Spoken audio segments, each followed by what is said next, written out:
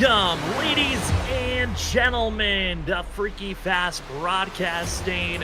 Tonight, it's Thursday night coverage of the Stars and Stripes Racing League. Race number 2 of the season about to kick off here tonight as the drivers get ready for the Sin City Shootout at Las Vegas. As the drivers got to test their skills last week at Daytona, had a pretty clean run up front.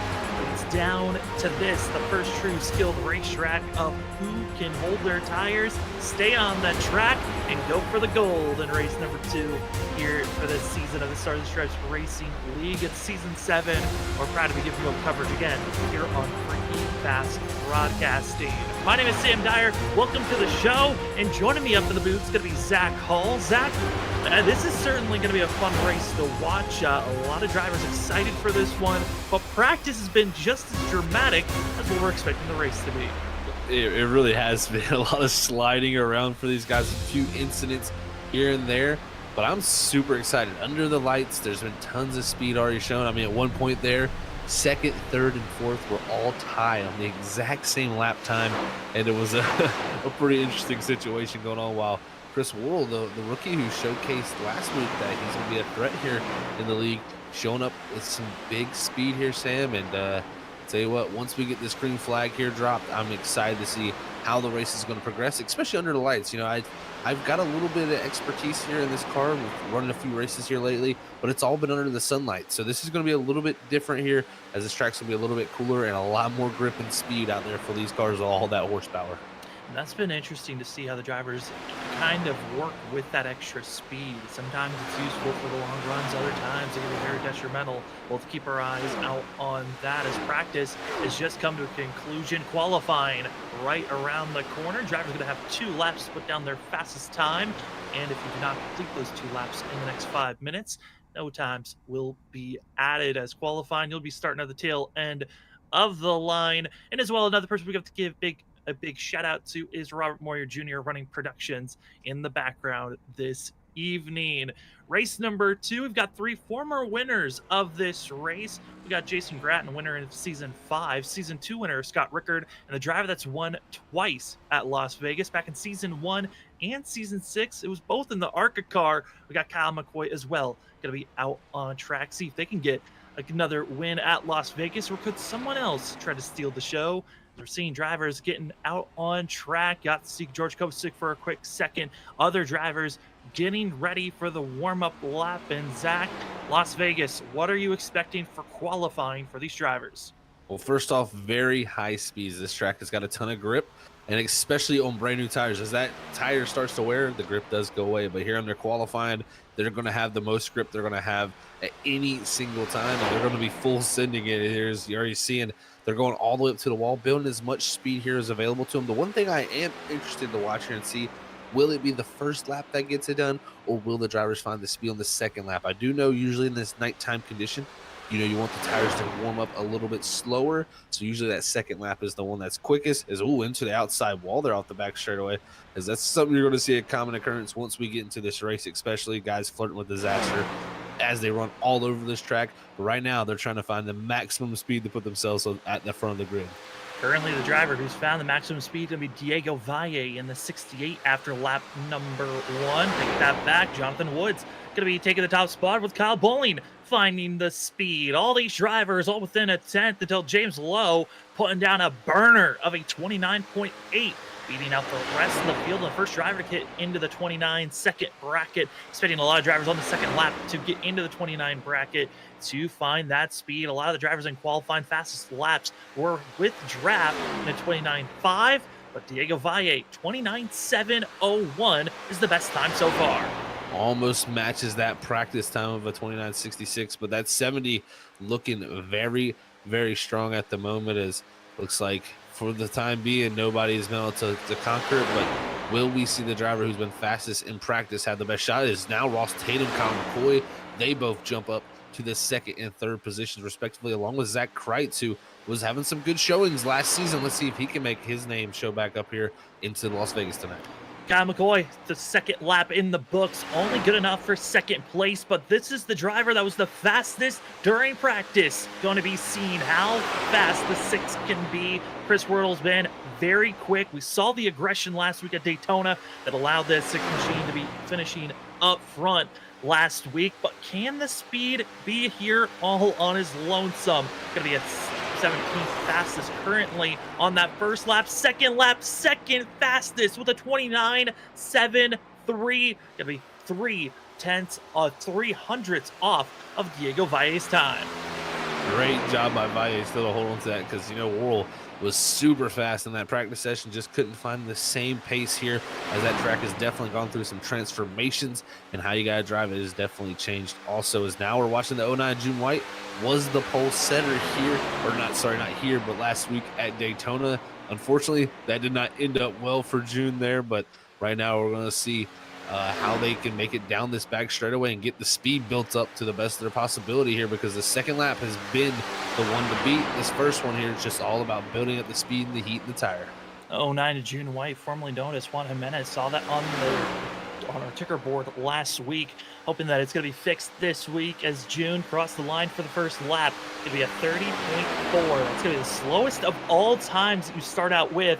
The 09 saving a little bit of something, because here comes the speed through that of 1 and 2, trying to stay in the middle groove, exiting very close to the outside wall. You got to maximize every little bit of the track if you want to put down one of the fastest laps here tonight. Joshua Robinson, after his second lap, the 30 will take over second position. Trey Jackson up to 8th, but the 09 of June White hoping to take the top of the board, across the line. We look at the ticker. Where will the 09 be placed? From 25th position to the top of the board. It's a 29.7 flat, being 1/1000th faster than Diego Valle. What a job. 1/1000th of a second separating those two, and that just shows how close you have to be. I mean, he used every bit of the track there, Sam. That's one thing I noticed with June there, is he was really using every bit of the track available to him and using all that speed to carry to get that pole position. Then also saw the 23 cross the line of Dylan Grimm, 6th fastest on the board. And June White, burner of a time. We talked about it last night if you were watching us here on Freaky Fast Broadcasting. Got to see controller driver of Shane Terrian get into victory lane. Well, a controller driver takes the pole. June White, fast time as qualifying officially done. Let's get ready to take a look at where our qualifying results will be for tonight's race. You're watching the Stars and Stripes Racing League Season 7, race number 2 for the Sin City Shootout at Las Vegas. Taking the top of the board, June White in the 09. Diego Valle in the 68 will take second position, with Joshua Robinson in third. Chris Wurtle is going to be taking fourth position, with Kyle McCoy in fifth. Dylan Grimm takes over sixth. Ross Tatum 7th after having a spectacular run last week. 21 hoping for more wins this season after getting his first. Then down in 8th position, last season's champion of Andrew Hess in 8th. 9th with Zach Price. In 10th place is it to the 5 of Trey Jackson. In the 11th position, it's Kyle Bowling in the 44 machine. 12th is going to go to James Lowe. 13th is going to be the 05 of Scott Ricker, with the 14th position being held by Derek Offerman. 15th is going to be the 4 of Aaron Hill. 16th is going to end up being Timmy McNally. 17th is going to go to Joshua Altice. 18th is going to be the 1 of Will Bustler. 19th is the 18 car of Brian Chu. And rounding out our top 20 is the 14 of Jonathan Woods. 21st positions, 9 of Patrick Hasty. In 22nd positions, the 77 of Leyland Turner. George Kosek in 23rd position, with Brian Lynch in 24th. Ryan Burchett, who is going to be a little bit of complication, 33 on our ticker, but is going to be the 07 on track in 25th position, with newcomer James McRae in 26th. Adam Petit is going to be in 27th. Ryan Lynch in 28th. 29th is going to be Jason Bratton. And as well, going to be seeing the 27 taking over the 30 the position of Victor Classe. As that's going to... Yeah, sorry there. Zach, this certainly is going to be a wild field to look at. 30 drivers in total. As we are getting rolling off, going to be 133 laps, no stage break. no fast repairs, but 3 extra sets in pit road to work with tires. Certainly expecting these drivers to hold up. But we're kind of doing the math. This track and this race, Zach, so it should be a simple, just one-on-one strategy for these drivers. Not a lot of extracurriculars that we're expecting to see. That's what we're expecting. I will say there might be a little variable thrown in that my data, that is fuel mileage that we're speaking of right here, is during the daytime where you have less throttle time, less speed. So your usage of fuel is a little bit lower when those grip levels are lower. Right here with the speed being high, this nighttime condition, we could see that be a problem because we're looking at about 45 laps on fuel. And that was with the data, like I said, at a slower racetrack. So if you can make it 44 and a half laps, you can make a two-stop here race. It's just the one time you're going to have to make it 45 if you want to get it done. It could be right on the edge, Sam, but I think these drivers should be good off the go. Back in Las Vegas, it is usually going to be a track. You see a lot of draft package drivers on top of one another. But with the Gen 4 Cup cars, aerodynamics, how much is it going to be a factor? We're about to find out. Pace car is off, and the Sin City shootout at Las Vegas is about to get underway into the restart zone, and we're green for the Stars and Stripes Racing League, race number 2 of Season 7. It's Juan Jimenez, June White, side by side down into turn number 1. Side by side, like you said there, Sam. We'll see how long they can fight like this for this top position. I think that outside might be the way to go, and it looks like Valle will take the lead with that maneuver through 1 and 2, and it's going to be the 6 of Chris Worrell settling in the 3rd position. Worrell in 3rd position. Is it a tire-saving move, or can you really be pressuring forward? Most of the field deciding to stay low on that white line, as it's going to be Diego Valle leading lap number 1 for the 68. June White got the pole, not leading lap number 1, but expecting the 09 to fight back. If this race turns into a fuel mileage run, seen a little bit high. Diego Valle close to the outside wall, losing momentum, and here comes June White to the inside. Never a safe moment in this Gen 4 Cup Series car. All that horsepower, such low mechanical grip. That's when you slide, losing it there and lost the momentum, but you can quickly gain it back with all that horsepower again. It really helps you be able to get the grip and get back going. But side by side, once again, down to 1 and 2. This is where Valle had his slip up. We'll see if he has that moment again, because if he does, it's going to be the maneuver given to that 09. 09 to the inside as June White trying to keep the momentum, but the speed off the exit give to the driver on the outside lane. That's Diego Valle keeping the lead position. Chris Worrell as well as Joshua Robinson found the boy just settling, watching the front two have their slight duels. The main driver, I think, of this top 5 got to watch out for Kyle McCoy, 2-time winner of this track back in Season 1 in Season 6, but those were in the ARCA car. Less horsepower. And Zach, what else is kind of slightly different that this 7 might have to change up if he wants to get his 3rd win at Las Vegas? Well, with that ARCA car, it is a lot about staying up close, staying in the draft, and using the momentum of the race car. Not much of this here tonight. It's going to be mostly throttle control with that right foot. I think Kyle McCoy, actually, this car here, I think, will suit him much more than the ARCA Series car. He just always seems to be very good when these cars have loose rear ends, and that's usually what's produced when you have this high of horsepower going to the rear wheels. It usually wants to make the car turn a little bit too much and want to spin out towards down that inside wall. So I think Kyle McCoy will be very, very strong here tonight. It's just going to be the opposite, how he can work his tires in and how well he can keep that pace up long into a run. Outside pass, going to be Joshua Robinson, who's one of the few drivers right now to utilize the outside lane for a pass going forward. It's been the defensive line in the early portions, not a lot of movement in our top 8. The only change has been for the lead currently, as everyone else has gotten back to where they qualified. But Chris Worrell's got to be careful. He's being pressured by the 7 of Kyle McCoy. McCoy poking the nose, and he'll attack here on the entry 3. Just looks like he's going to give it to him, and that's something I think you're going to see more and more with this car and this style of racing. The give and take element, let a driver go by for the moment to hopefully maybe run them back down at some point. So it's one of those situations where you got to kind of bring back the old school mentality here with this car. And the reason these drivers do it, no longer do we play the aero wars of track position. Once you get ahead of somebody, you take away that downforce off the front of the nose, and really the speed that you have in a race car is taken away when someone gets in front of you. Not this car, very limited dirty air generated by this car, so it's able to race very well and come back at people if you can just save your tires. Drivers side by side battling and not really in save mode, it looks like. Kyle Bowling in 44 up 3 positions. Biggest mover so far. It's having Aaron Hale back in 12th position. Both have moved up 3 positions. It's Andrew Hess, last season's champion. Didn't have the best Daytona run you could have asked for the 54, but tonight at Las Vegas, a reset race where we've seen the 54 run very well at these mile-and-a-half tracks. I'm expecting a similar stat line to come out here tonight of a top 5 if the 54 can find the momentum and kind of a groove to start moving forward. Tough qualifying for him, of course. I mean, eighth is not the worst for him, but being our past champion, he definitely wants to perform well here. And, with the way he performed in the ARCA car, these cars are similar, but at the same time, very different. So I want to see how he does perform here. But I mean, he was so talented on the long runs here.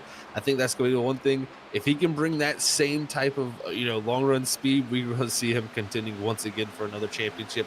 It's just going to depend how it suits him here, because I tell you what, that ARCA car from the previous season was right in his wheelhouse. And another driver just ahead of Andrew Hess, the 21 machine of Ross Tatum. Gonna be a driver that we all know long run is the key for this 21, all about tire saving.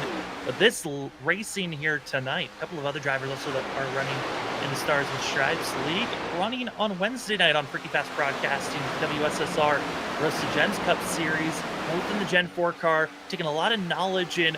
Zach, I gotta say, running in 2 leagues that run similar vehicles, I would imagine this is gonna be helping the 21 in the long run. It really will. This is going to just give you track time. Anytime you can get more track time in a certain vehicle and a track combination, you're able to get more and more confidence. And I expect Ross to definitely use his time wisely here tonight. But looking strong already, but he does have a little bit of a threat there behind him. That 99 of James Lowe, that rookie looking to make a name for himself here and battle with some of the true veterans of this league.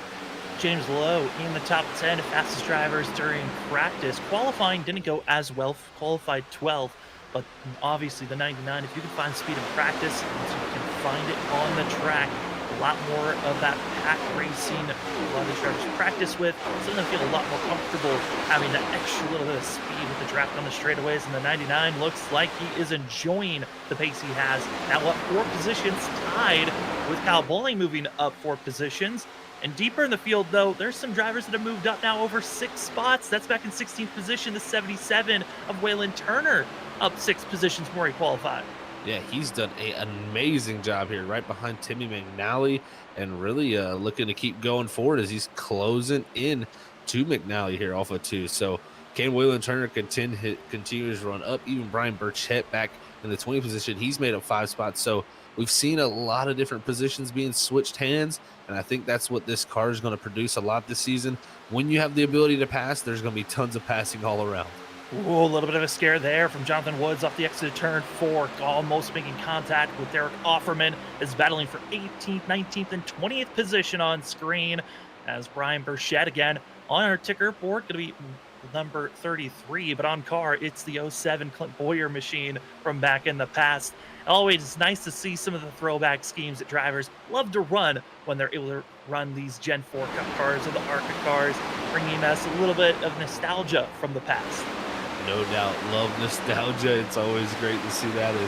These are something that's, kind of this image of this car here is kind of burned in a lot of people's minds with how much they've watched the NASCAR Cup Series throughout their life. And with those old schemes, it definitely brings back the nostalgia strings. But right here, we're watching one heck of a battle back here as the 22 of Joshua Altice back here battling for this 22nd position at the moment. Looks like he's got Ryan Lynch diving to his inside, and others like Adam Pettit right there in the 49 trying to make his way up here into the mix. And Pettit in 49, going to be having his debut racing with James McElroy back in the 27th position. Drivers deeper in the field really seem to be struggling. But drivers back here in this pack battling for a top 20th position. Certainly, for some of them, it's more of a learning curve. Some drivers just bought this vehicle to run in this series. Others just trying to earn more racing experience. Some are very much used to oval racing. Some like to run the road courses. And right now, it's great to see the development that we're going to be seeing some of these drivers that maybe are running back here, like we're seeing the 49 and Ryan Lynch, who we might see further up in the field later on in the season. I really think we'll see a lot of that, just the growth of drivers and learning a new car. You know, some of these drivers may not be well versed in the Gen 4 Cup Series car, as it's a older style vehicle and it hasn't been much like this on iRacing for really the past 5 to 6 years. So something new for everybody to learn, and that's got plenty of time for these drivers to grow throughout all the majority of the races they have this season. But this group's been definitely, heating up the battle, but the battle for the lead is on up front. Joshua Robinson, he has found a way to the inside with Kyle McCoy all over the back neck lid of that 68 of Valle. I think Kyle McCoy, he's starting to notice the 30, wanted to take the lead in the next 10 laps, decided I'm going to stick with you, and they both have moved forward, getting by the likes of Chris Worrell and June White, and now Diego Valle being the innocent victim that was hoping to keep the lead, but not for long. Joshua Robinson give him a lap lead for the 30 machine, and Kyle McCoy in the 7 following in suit, trying to get to the inside lane, and will do so, completing the pass. And Valle from the lead down to 3rd, and he's got to be careful not to lose more as the outside wall just keeps on snickering, and it cannot wait to get hit. It was close there for him. He's definitely having a moment off of 2 as that 7 just cleared him, and sometimes that can have an effect on you. A little loose off of 4 for him too, and this is kind of trending towards what we've seen with Valle at the end of last season. He started off last season with terrible qualifying runs and just really made his way through in the races and was kind of the star of the early part of the season with his runs through the early portions. He fixed his qualifying later in the season, but struggled with that long run pace. It looks like maybe that same condition coming in as he's starting to slide around a little bit more than these other 3 that are around him. Another 3 really have been looking good. Chris Worrell now going to be putting the pressure for 3rd position. Kyle Bowling, James Lowe, both have been moving forward quite well by cracking the top 5 as reserve now, setting up by June White. Right on board with the 6, Chris Worrell, who was making some very dangerous, aggressive moves, was willing to go 3 wide at Daytona last week. Zach, I know you've seen this driver running in plenty of other leagues before. What are you expecting from this season from the 6? I tell you, I think what we're seeing right here is the growth of him. Is he has really been able to make the long run his kind of place where he's trying to make stuff happen. He dropped back a few positions here early, and I expect him to be right in the mix here for a few wins because personally he's got the speed. We're just going to see what is this racecraft like and how well can he keep the tires underneath him, because those top 2 up front are driving away as these 2 are battling. Trouble, though, deeper in the field. Drivers having to go into pit road. The 27 of Victor, as well as the 14 of Jonathan Woods. Woods made a very bad block on the backstretch 2 laps ago and got rear-ended by Jason Gratton, who spun the 14 around. Didn't bring out a yellow flag with the 14. Forced to pit road. Some big blocks were definitely thrown there, so I had to go back and look at that. And yeah, unfortunate thing, that's the one thing when you risk blocking in this race car. We've seen how hard they can, lift up the rear ends and wreck each other. It's just so tough to not cause that. But again, another battle for the lead is now Kyle McCoy has got to the outside of Joshua Robinson up front. This lead is just continuing to change hands, and I think that's the beauty of what we're going to see with this Gen 4 Cup Series car.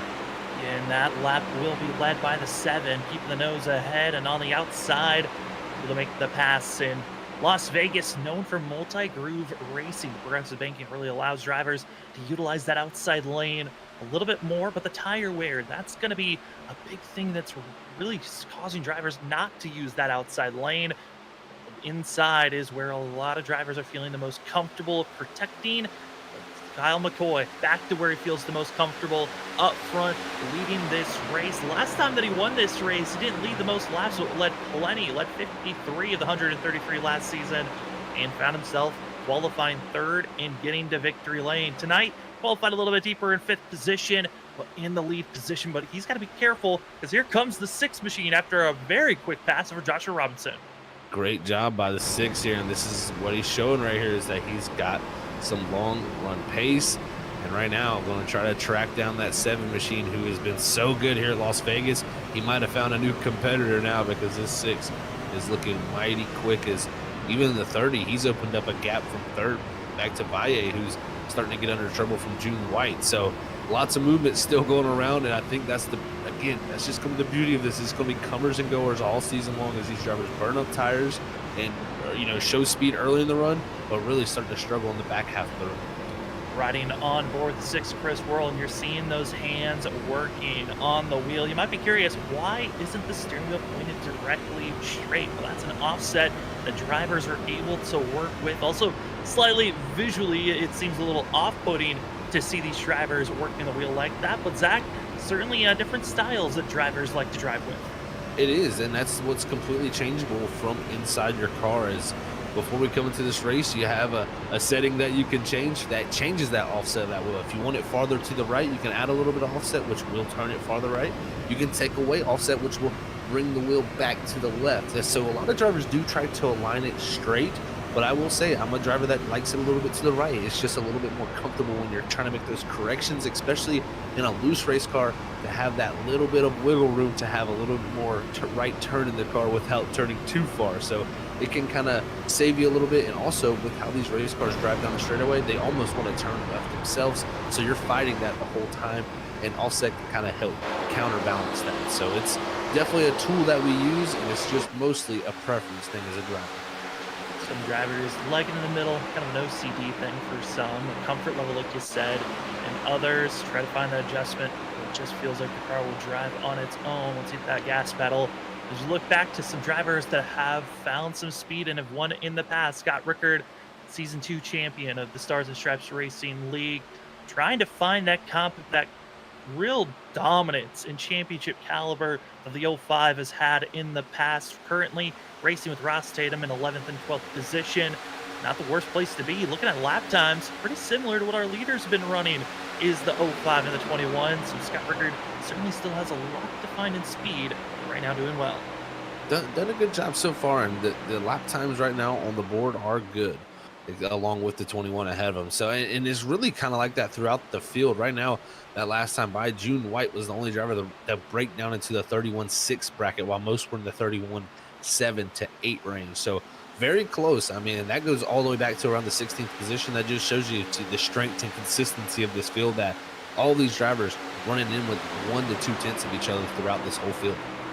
Yeah, looking at the distance between a lot of these drivers, top 14, all within about 5 seconds to our leader, and then a little bit of a bigger jump when you fall back to 20th position, where those drivers are 8 seconds off the leader, and even further back in the field, they're about half a track off of where Kyle McCoy runs, where Kyle McCoy currently under fire. Chris Worrell has caught up to the side-by-side with the 7, and right back to it, battling for the lead.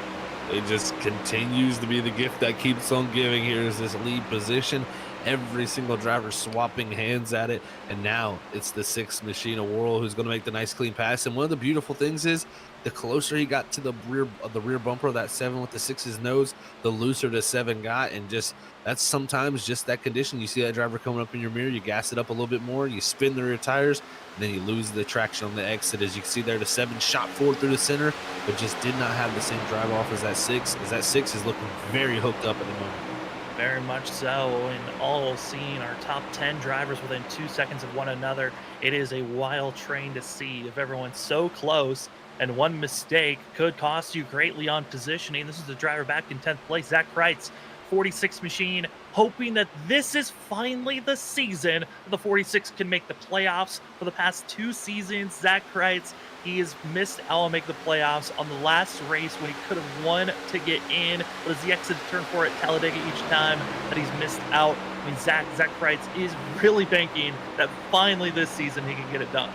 I really think this could be the one, because personally, his growth from last season has been amazing. It was really transformed. Right in the mid part is right ahead of him by almost into Andrew Hess, our champion. That battle is definitely very, very close. But that 46, man, do not count him out. He was looking very good on the 1.5 miles, most importantly, and it was his long run pace that was impressive.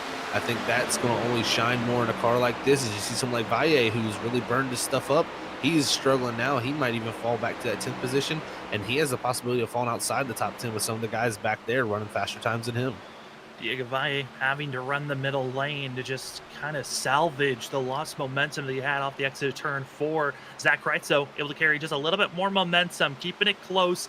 You got these 2 that are on screen, but directly in front of him is Andrew Hess, that has not been able to kind of pull away from this group. As Zach Kreitz with the big scare off of turn 4 keeps it straight and rolling.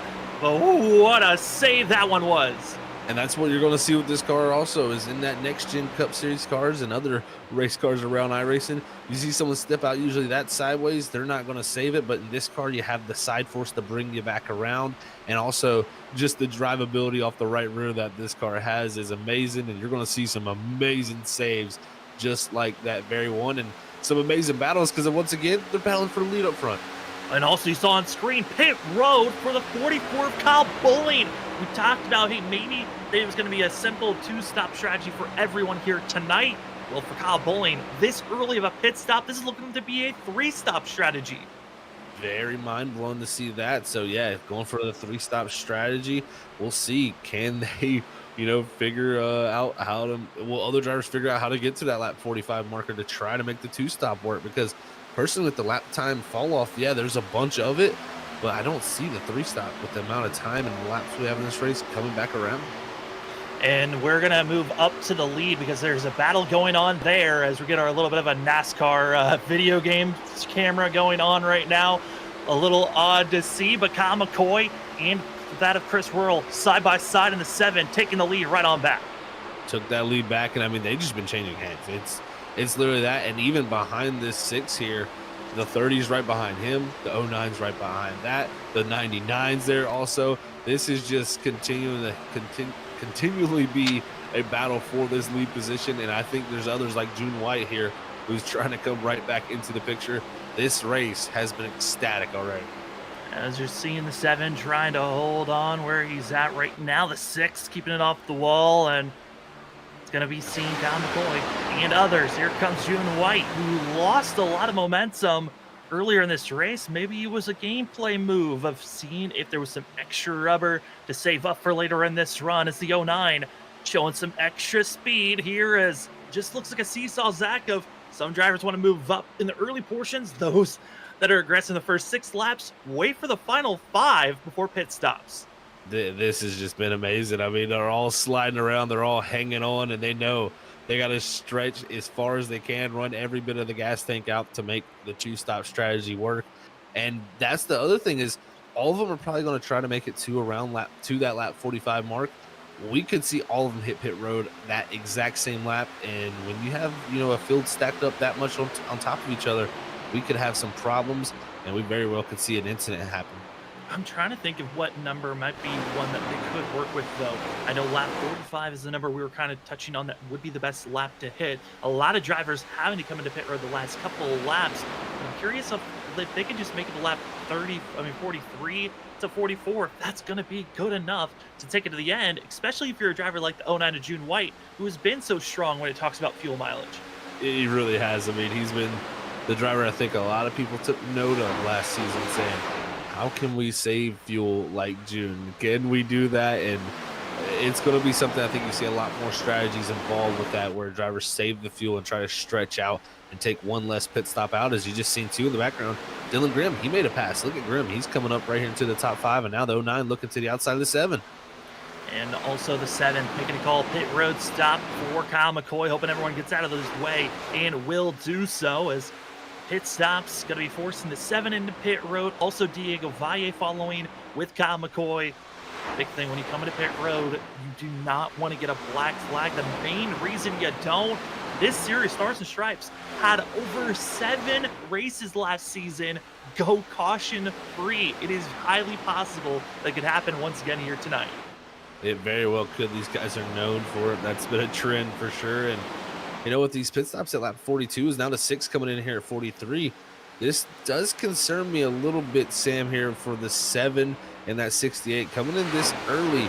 You're going to have to make that fuel stretch a good bit from that 45 mark I was talking about at some point during one of these runs. We'll see, can they do it? But at the moment, like we've seen before, June White stretching it farther than most, as our top 3 have yet to pit. June White over the radio frantically saying he's coming into pit road. James Lowe going to be staying out for an extra lap. It looks for the 99. No, he's going to be trying to think about making a pass on the outside. Heavy on the brakes. Don't want to be making any mistakes. And staying out extra, it's Ross Tatum and Scott Rickard feeling confident to stay out for an extra lap. I'm telling you what, Sam, I think that 45 marker that I had is much different in these conditions with the amount of speed you can carry the higher, the lower temperatures, you're able to have more horsepower. That equals more fuel being burned and a lower miles per gallon. So we could see right here Ross Tatum and Scott Rickard, who backed up there early in the run. This could very well play into their hand as they've saved enough fuel here now to stretch it out and probably run hard on every single run after this, while the others may have to save just a tiny bit on their other runs. The guys that pit at 44 are in a much better position than the guys that pit at 43 and 42. I mean, we were curious, where was the speed at for the 21 and the 05? Well, it was saving fuel. They're going 2 extra laps further than everyone else. They're out for another lap, but they're on the radio. This is the lap that we're going to be seeing the 21 and the 05 come into pit road, finish out this stop, and taking over what should be the leader is Kyle Bowling, who was the first driver to do an undercut. And oh boy, trying to hold on. Pass by the inside of Scott Rickard, but don't get caught speeding. Side by side on the entry up pit road, and we know Scott Rickard, he's aggressive with his entries, and he luckily will have the box before Ross Tatum, so it's not going to cause any conflict with them side by side here as he'll pull into his pit box. Hopefully no sliding through here for either of those drivers. They will lose some time here with the transition from the older tires to the newer tires for the drivers ahead, but in a much better position here when it comes to that fuel mileage game. Well, with the pit stop cycle being done and dusted, it's going to give us a little bit of space for a breather. You are going to be taking a quick break where we're going to be stepping aside, but we'll try to be back as soon as possible. We're going to take a quick commercial break, but we will be back to give you more coverage of the Stars and Stripes Racing League here at the Sin City Shootout Las Vegas in just a few moments. Thanks for watching with us on Freaky Fast Broadcasting. We'll be back right after this.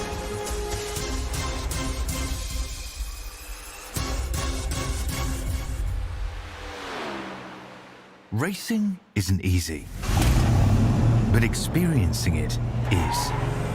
iRacing puts you in the driver's seat with the industry's leading sim racing game. Drive on laser scan replicas of the greatest racing circuits from around the world. Go head-to-head against other drivers chosen by skill-based matchmaking to ensure competitive racing at every level. Compete across all your favorite series. In officially licensed cars, engineered to deliver the most accurate driving experience possible.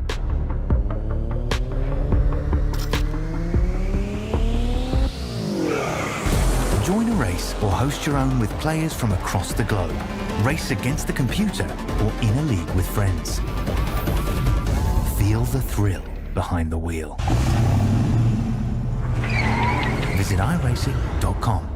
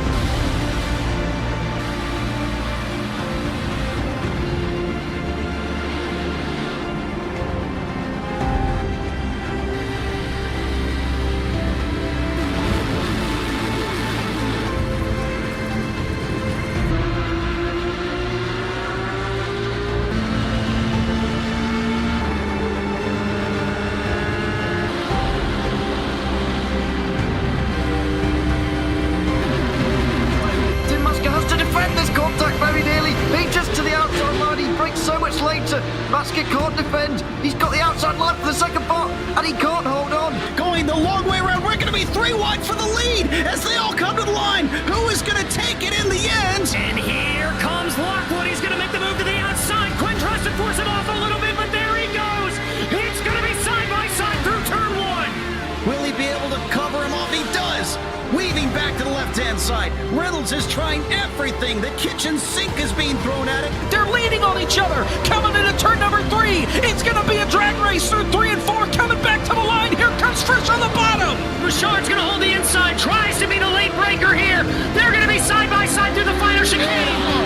They bang doors, but keep it clean. As they're still 4 wide on the run down in the back straightaway. Demerit's looking for a line as well. What is going on in Michigan? Novak into the fence. They're still beating and banging. Oh my and to the line. He is much faster coming through there. Is there damage on Challenger? Apromitis is ahead. There's going to be a race to the line. Who is going to get it?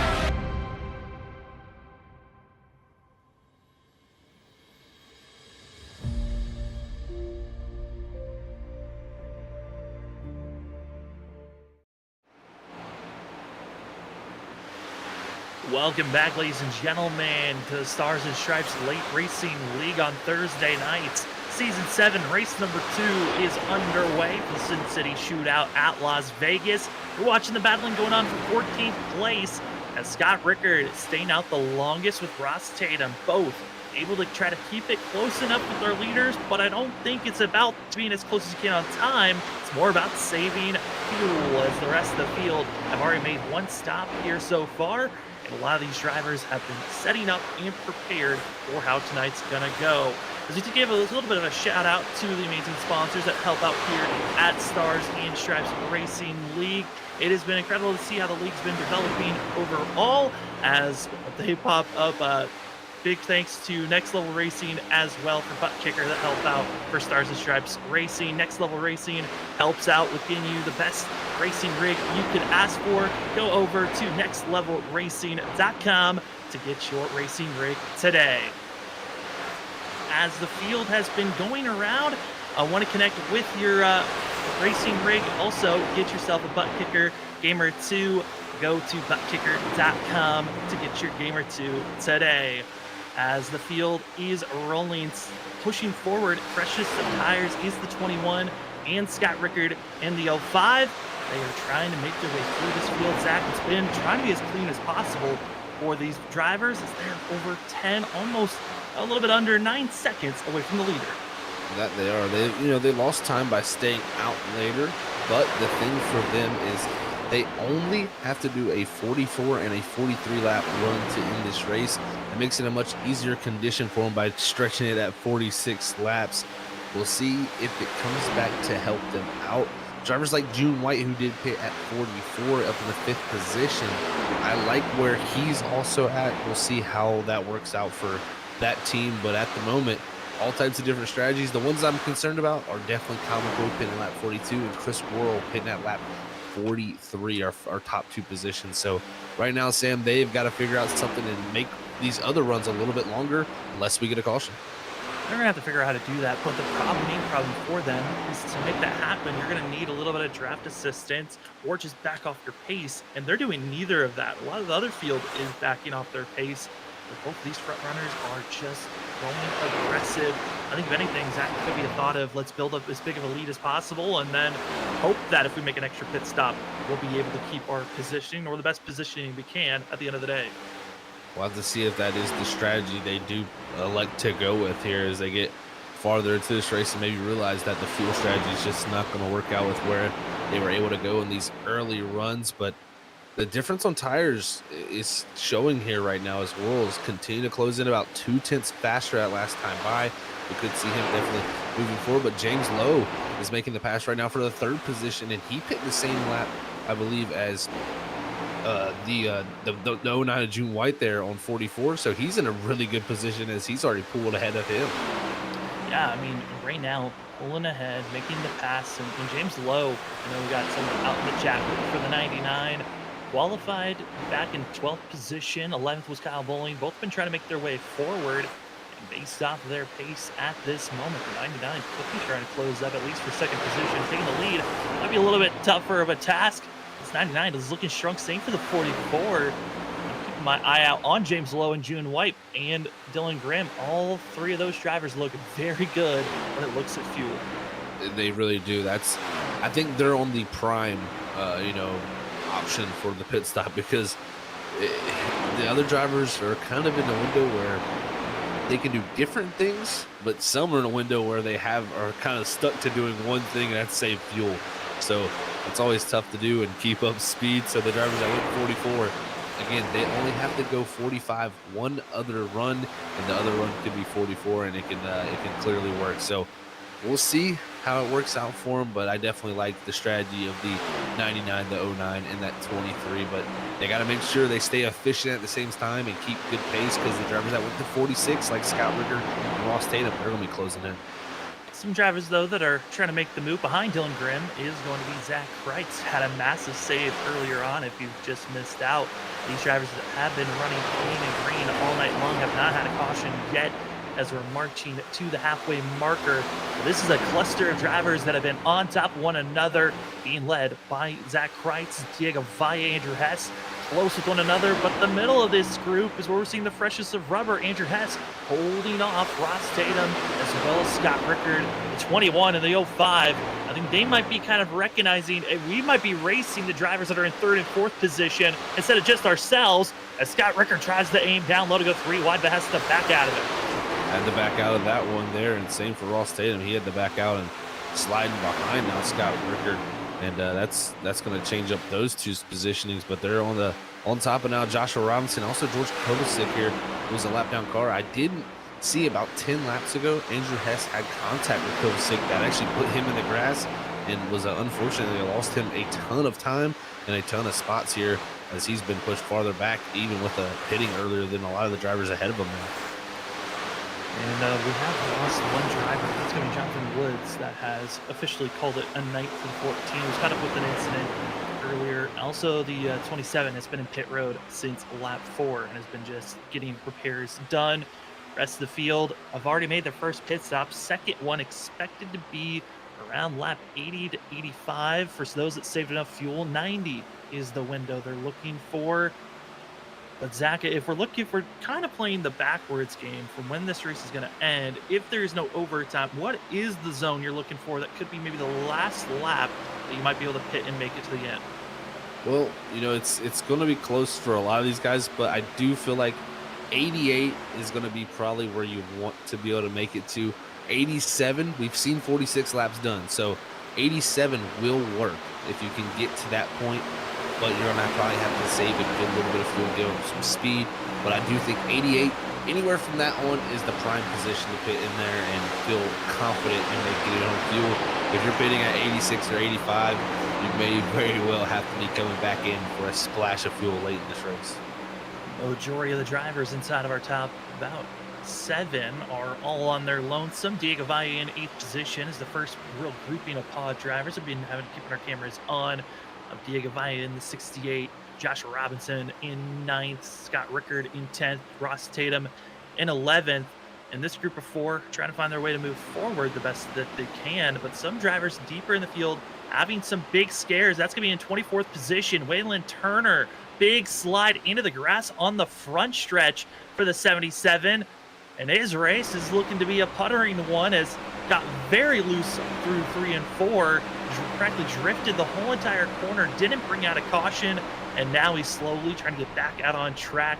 Zach, that's got to be a frustrating moment for a driver that was battling before that incident went out around the position of 19th spot for himself. He was having a good race for himself, moving really on up through, had a really good start. And yeah, that's not what you want to see, is him in the grass right there and losing all those spots to all the drivers around him. Is you're going to see James McRae here. He's going to be battling with Jason Gratton for the top 20 position at the moment. So newcomer McRae here showing out right now and trying to get a top 20 in his first start here at Stars and Stripes. First start here at Las Vegas is a track to start things off a little more interesting. Mountain has to attack. I feel like, coming from a personal standpoint, Las Vegas can be fun if you can get that, what we always talk about, throttle control under control during a race. If you have kind of a iron foot, you're constantly gassing up, can be a difficult night. But it's good to see James McRae up 8 positions, running where he's, up 6 positions. Behind him is the 8 machine of Jason Gratton, up 8, qualified second to last for Jason Gratton. And having a decent run for a driver that has won here previously and trying to get in a victory lane once again, but looking like tonight may not be that night, as the 77 went through the grass once again. Yeah, having another moment there, Sam, through the grass, and that was loose off of 4 into the wall, into the front straightaway, and the caution's out. I think he went around. And instead of pit road, continues to stay out on track. and gasses it up, spins out, and brings out the caution that most likely wasn't going to come out, but the 77 brings it out, and it's going to reset this field for our first caution of the day. First caution, and not a likely trim that we've seen a lot, and this is going to change strategy up a ton here, where this caution did finally come out. And as that happened, Worrell was able to take the lead, so that's great for him and also good for Kyle McCoy, because I felt like they were on the worst strategy of the group around them. So right now it's going to be a big reset for the rest of this field, as the 77 there having his troubles going around bringing this caution out. As the caution flag comes out, this timing of the yellow, though, does not line up with the number we were looking at of when you'd like to come into pit road. This could be forcing the rest of the field to still have to do one more stop. But as we're 30 laps into most drivers' runs, you're going to have to take tires and fuel on this stop. And now for Chris Worrell, the rest of the field, at least they all know the same strategy is out there on the line of we all most likely are going to come in pit road, take fuel and tires. But that final pit stop, if we continue to stay green, where things could get a little bit more interesting. And where it gets interesting in my book is we've already, we started this race with 4 sets of tires. We've already took one and used the set. So these are 2 sets of tires left in pit road for these drivers. And with that, they're going to come down, get tires and fuel at the moment. And if they do that, Sam, they're going to be sitting with 1 set of tires left and with 1 pit stop still to be needed in this race.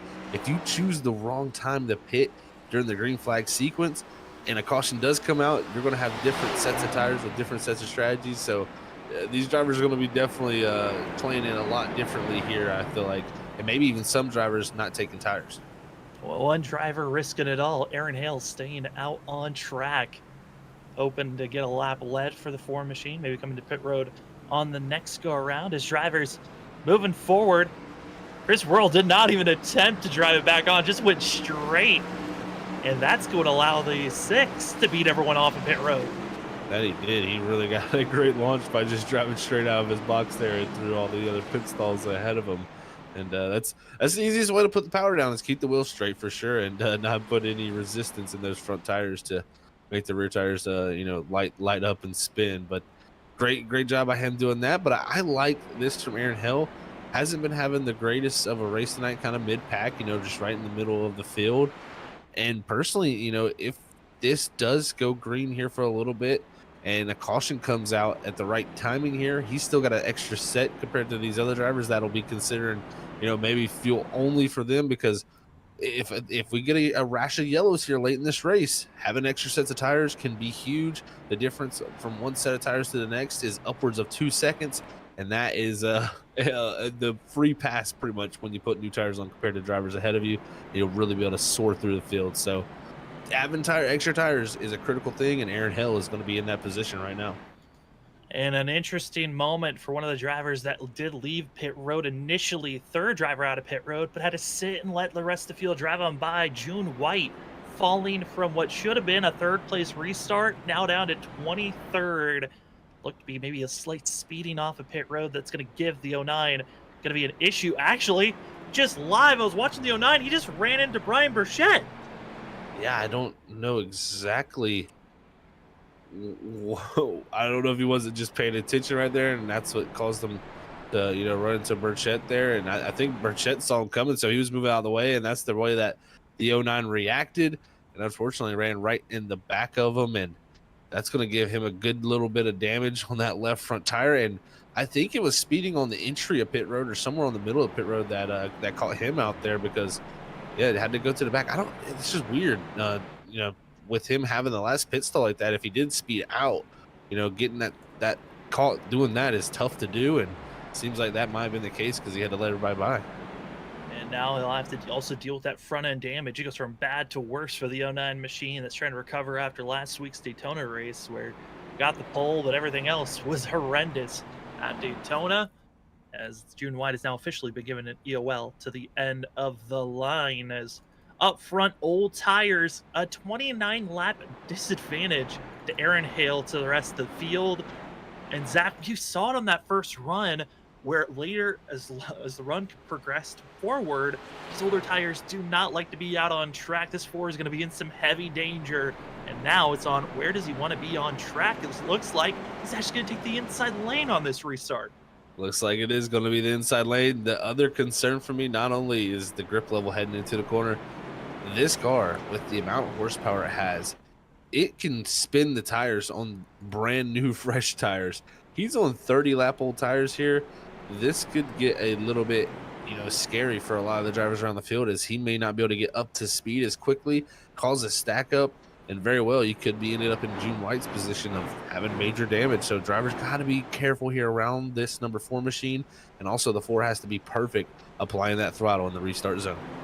As drivers that are still in pit road, Victor Kleiss is not left, still getting some major repairs done, was given a required damage flag after a blown engine. So 27 still getting those repairs done. Jonathan Woods left earlier in this race, and after that most recent yellow, that of Waylon Turner, got himself out of this race. So 3 are done, 27 out on course, and watch out for the 4 on the inside. Old tires. How are they going to compete to the rest of the field? Let's find out. The Sin City Shootout at Las Vegas is back underway. A decent start for the 4, but it's when we hit the corner that I'm most concerned about. That it is. Good start, but I'm surprised he's been able to get up this speed this far, as now Kyle McCoy's just going to be stuck behind him, and everybody on the outside line trying to run around the top side. Kyle Bowling now going to be able to do it, along with Dylan Grimm, and Kyle McCoy now going to shoot to the bottom, maybe make it 3 wide here in the 3. Trying to find an opening, and Aaron Hale going to be stuck in the middle sucker hole, trying to find an opening to get to the outside lane. Instead, is going to park it right in front of Zach Kreitz as they exit the corner. This is causing a lot of drivers pick and choose where you feel the safest to be, as Diego Valle goes 3 wide down the apron, forcing the 4 to the middle lane, up to the wall, and that's the safest place to be as the rest of the field drives on below.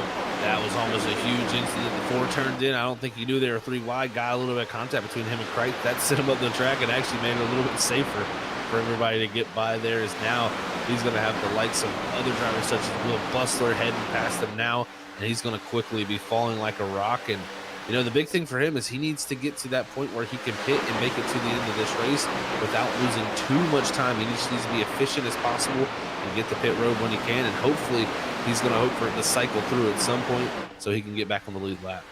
Get back on the lead lap, get back into the mix. What you're looking for right now is the 4 watching everyone just blast on by, but up front, change for the lead position. James Lowe finally gets up front, got the caution that was needed in the 99, taking the lead over the 6 of Chris Worrell. What a job by him. 11 positions up through the field, and really showing that he is going to be possibly a threat here to come this season. And once again, Stars and Stripes, Sam, they're proving that these rookie classes they bring in are some of the best, and it really just adds to the caliber of the field they have here at Stars and Stripes, and I think is only going to make this season much more better for all of us here watching.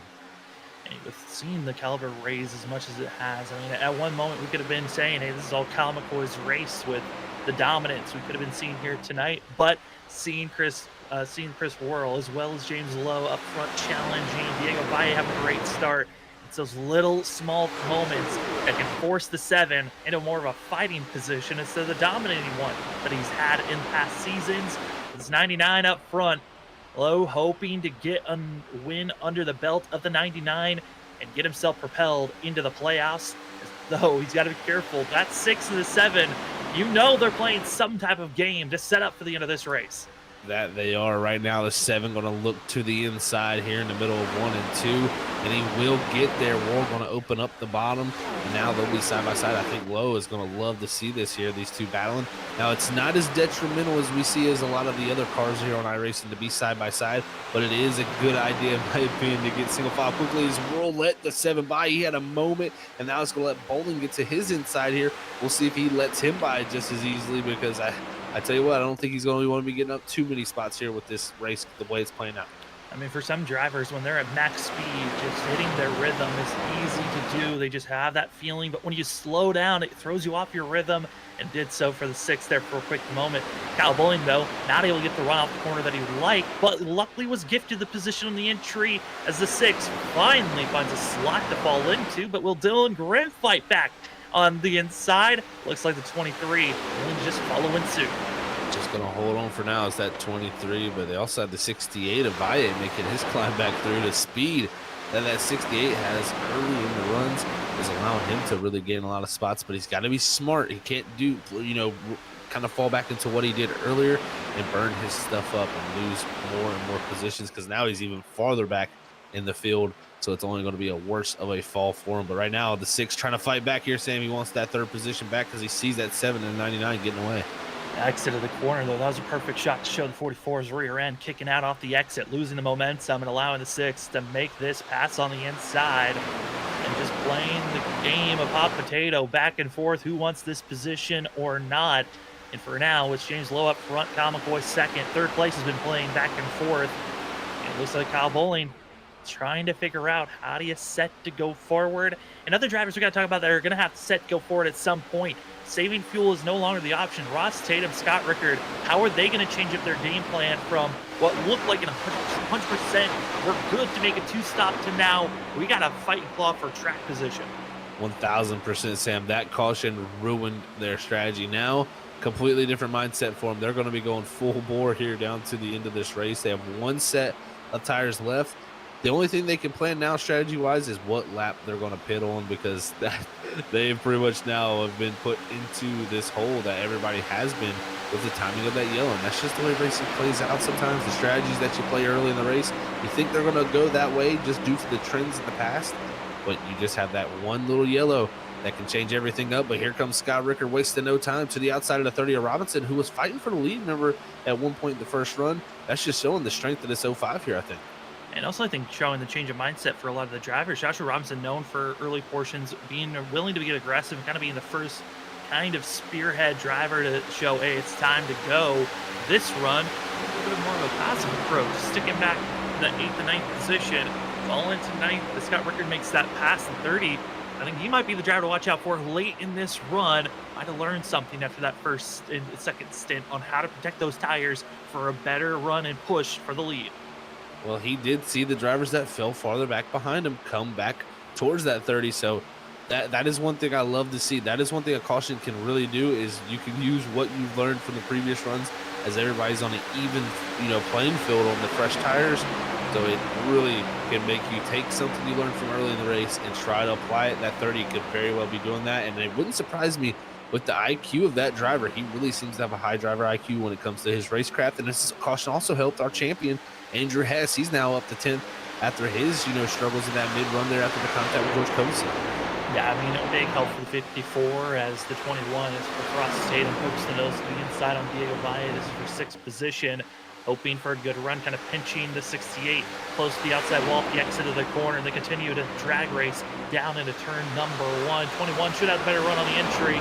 Diego Valle keeps his foot in the throttle, and he wants to keep 6th place and recognizing every track position as the laps tick away. So crucial to stay as far ahead as you can before this next pit stop.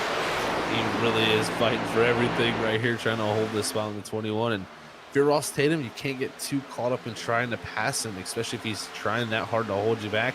You just kind of got to go back at him here in the next few laps. You can't sit there side by side with him too long, because all you're going to do is hurt your tires by trying to push that hard on the bottom and not allowing the car to use all the racetrack like we've seen all these drivers do here tonight. So we'll see if he can get back at him, but right now he'll have to worry, because this train of drivers right here, if you make the wrong move, lose the wrong amount of momentum, you could very well be losing multiple spots.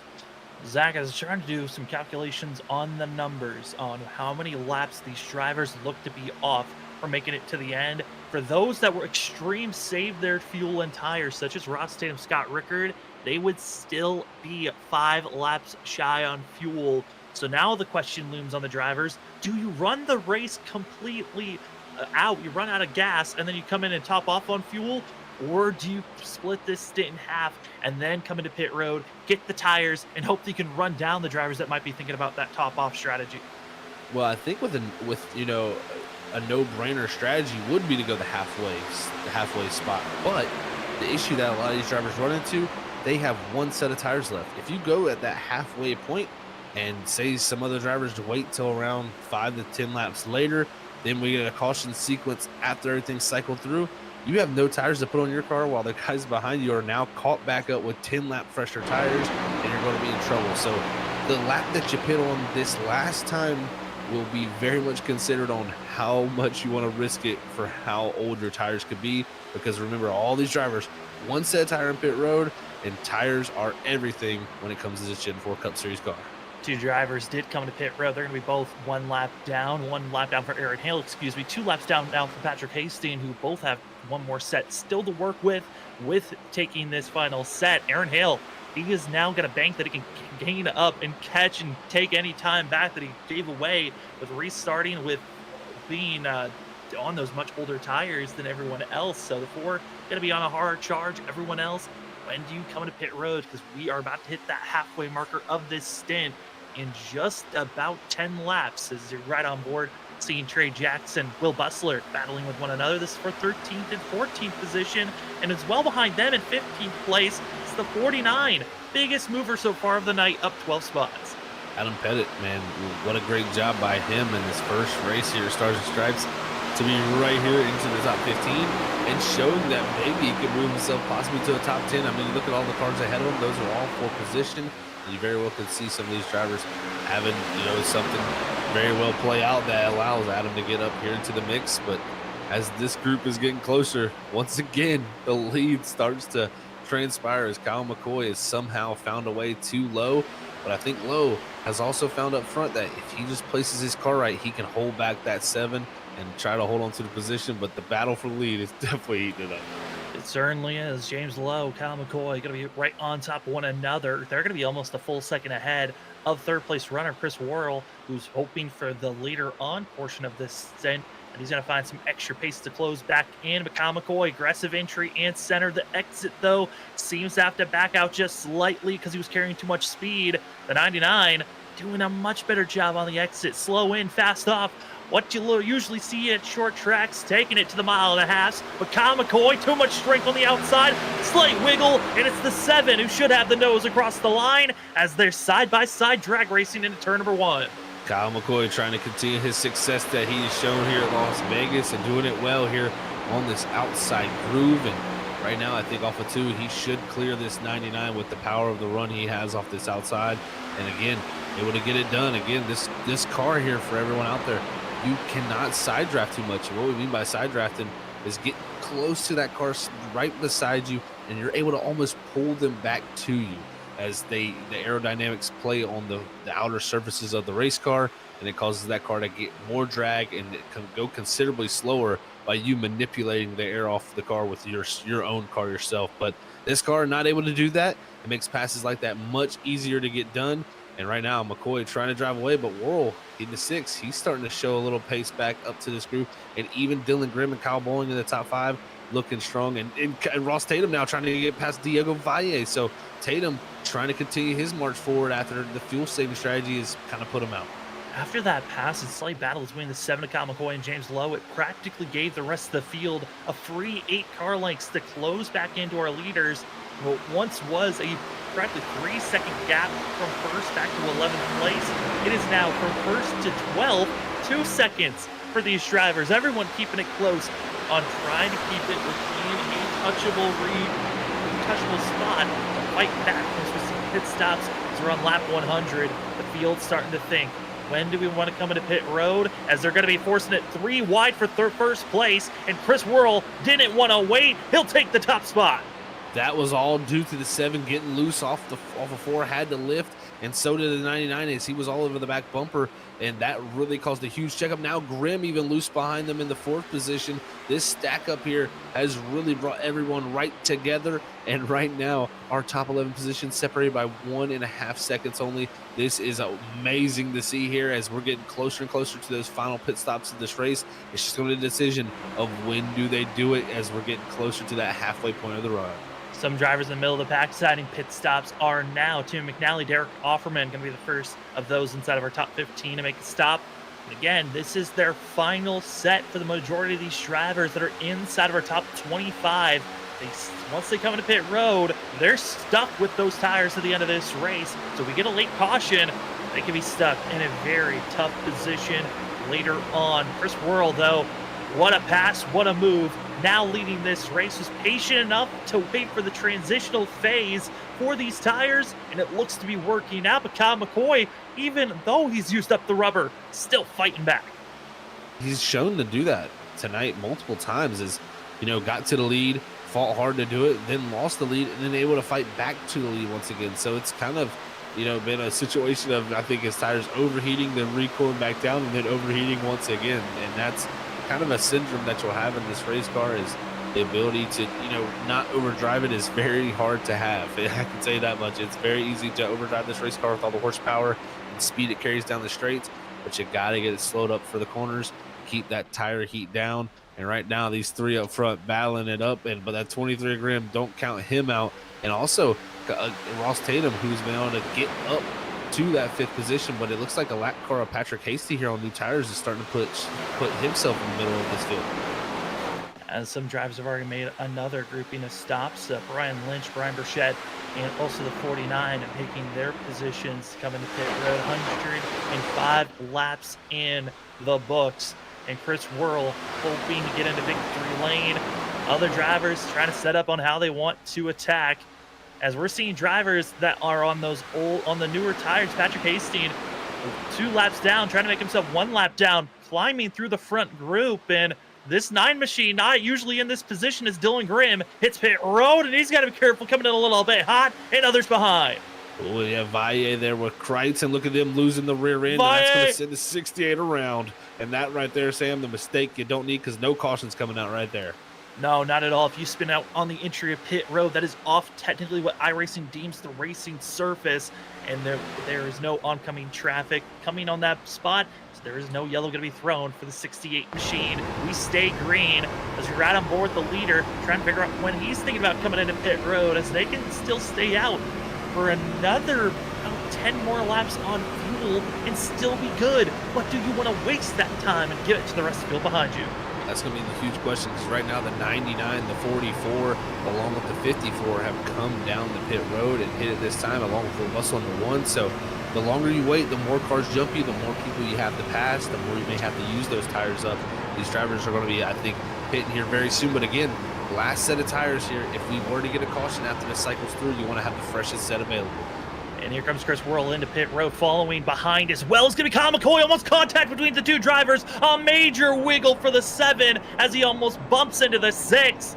And the 2 fighting for the lead now have to drag race their way into their pit stalls. There shouldn't be contact, but they're going to be right on top of one another when they come into their stops and boxes. 7 had to slow up just a little bit. Oh, but the 6 pulls in right there because he has the pit stall ahead of him. And I think the 7 there may have to back up. Yep, the 7 did have to back up, and that is going to put him in a tough position. I don't even think he's still in position to get the car jacked up. We'll have to see if it does. But it looks like right now, kind of just still sitting there, Sam, as now finally the left side does go up. So it looks like he did get it in, but it's just not enough, and the time loss is going to be huge. He had to back up twice for Kyle McCoy. Just a very costly time and moment, and just showing entering your pit box, even when you're trying to be aggressive, can backfire. When you've got the first box you got to enter and the other driver is directly in front of you. Ross Tatum, Scott Rickard, the 2 drivers that were able to stay out the longest of anyone on their first green flag run, which was all the way back on lap 46 when everyone else put on lap 43. These 2 drivers, 1-2 currently, but for how much longer? Or do they change up the strategy, Zach? They could stay out technically and wait for that late race yellow. They very well could, and that could shake things up, I mean, huge. And the longer they wait here, if there is a yellow at some point, I mean, it's just going to be the tire advantage they have over these drivers. And I can tell you a 3 to 4 lap tire advantage is huge in this race car, and it will be something to be dealt with if that caution does end up coming out. But they are losing tons of time also in the grand scheme of things if this race stays green. So right now they're in a situation where they're trying to figure out what they need to do, but not surprised to see this 21 to 05 doing this strategy. That's what they did earlier in the race, and right now they're looking to play the long game. Right now, the driver that's leading all of those that have already pitted is Dylan Grimm in the 23 machine in 8th place. The driver that the 23 is concerned the most about, though, is the drivers back in 12th and 13th. That's a good 2 seconds back is the 23 back to the 99 of James Lowe. And Lowe had one of the fastest drivers behind him. It's 6 of Chris Whirl, who's putting the pressure and the freshest of rubber out there on track. That he is. Already putting the pressure on him and really didn't come out too far behind with that one extra lap of staying out for the 6. And that's the advantage you want to see. You know that you're in a good position when you have that one lap advantage. Now going to dive to the inside here because he wants to be the one to run down that 23, and hopefully he will be the one that cycles to the lead. Here's the nice clean pass off of Ford, just as the 99 still tries to hang on. But it's going to be done here down in the 1, but they're catching up the slow traffic here of Offerman in the 20. Can he get by him clean? I mean, he's trying to, and should be able to make the pass to the outside. Oh no! Tap spun around the 6. Whirl right in front of the field, trying to slow down. Andrew Hess, slight contact. The 6 tries to get rolling as everyone scatters around. And that's the late caution that Ross Tatum and Scott Rickard were hoping for. That is exactly what they were, Sam. That is, I mean, that is played right into their game. And, I mean, even going to trap a lot of these guys a lap down. I'm sure a lot of them will take the wave around as these drivers are going to have to pit up front. But Chris Whirl going around there with the contact from the 99. I think it was just a stack up the 99 wasn't ready for with the 20 directly ahead.